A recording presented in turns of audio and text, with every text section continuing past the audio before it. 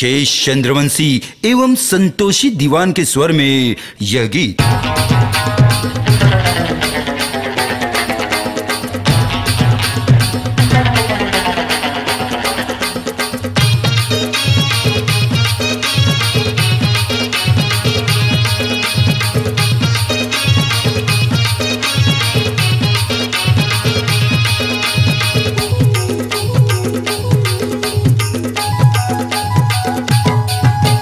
जब ले आए हैं कॉलेज में हो गए हैं सबके नॉलेज में। जब ले आए हैं कॉलेज में हो गए हैं सबके नॉलेज में। नैन कटार के छुरी चलावत रे,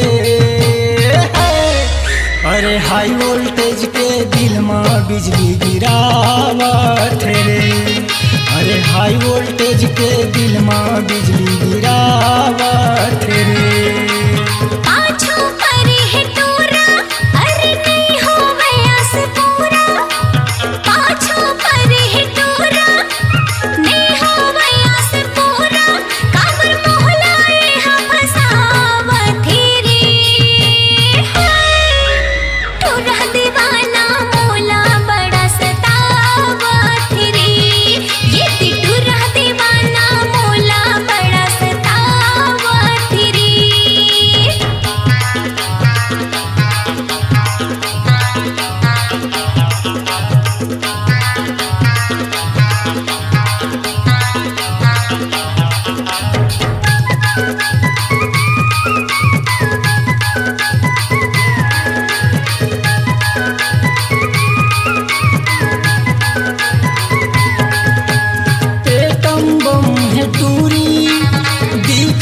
भूरी भूरी एटम बम है टूरी, दिखा थे भूरी भूरी।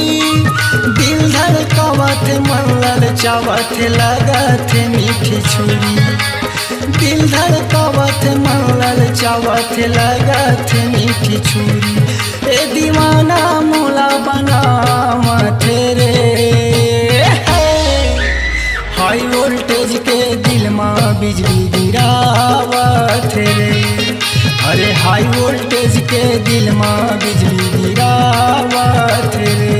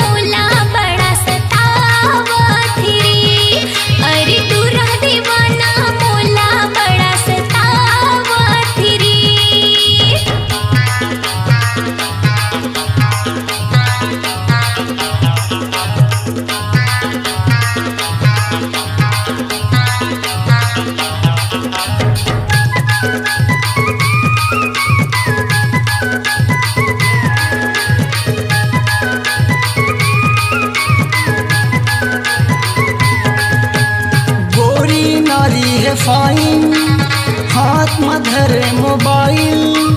गोरी नारी है फाइन हाथ में धरे मोबाइल।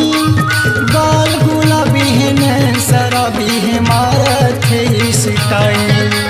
गाल गुलाबी है नैन शराबी है मारत है स्टाइल। अंग अंग मान सजना मथेरे, हाई वोल्टेज के दिल में बिजली गिरावत रे। अरे हाई वोल्टेज के दिल में बिजली गिरावत रे। पाछो पर है टोरा, नहीं हो गया से